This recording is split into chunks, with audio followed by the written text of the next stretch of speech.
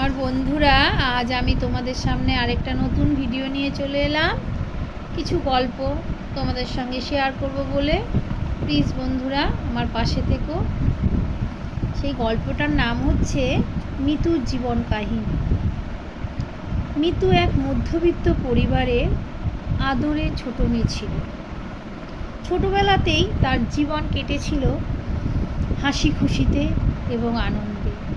লেখাপড়ায় মিতু খুব একটা খারাপ ছিল না, কিন্তু প্রকৃতির নিয়ম অনুযায়ী একদিন তার বিয়ে হয়ে যায় অমিতের সাথে, এক মধ্যবিত্ত পরিবারে।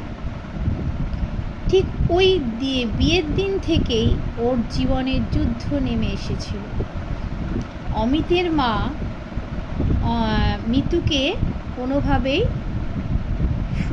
সহ্য করতে পারত না, কিন্তু অমিত খুব ভালো এবং সরল সোজা সাদাসিধে ছেলে, একজন মানুষ। অমিতের বাড়ির লোক মোটেই ভালো ছিল না। তাদের কাছে ছিল মিতু একজন খারাপ মেয়ে। বিয়ের দিন থেকেই নানাভাবেই অত্যাচার শুরু হয়। তারপর কেটে যায় অনেকগুলো দিন। মিতুর কোল জুড়ে আসে দুই কন্যা সন্তান। মিতুর শাশুড়ি মিতুর সন্তানদের অনেক চেষ্টা করেছিল পৃথিবীর আলো দেখাতে না দেওয়ার জন্য, কিন্তু ভগবানের দয়ায় তারা পৃথিবীর আলো দেখে। কিন্তু আর 5টা ছেলে মেয়েদের মতো মিতুর মেয়েরা ছিল না।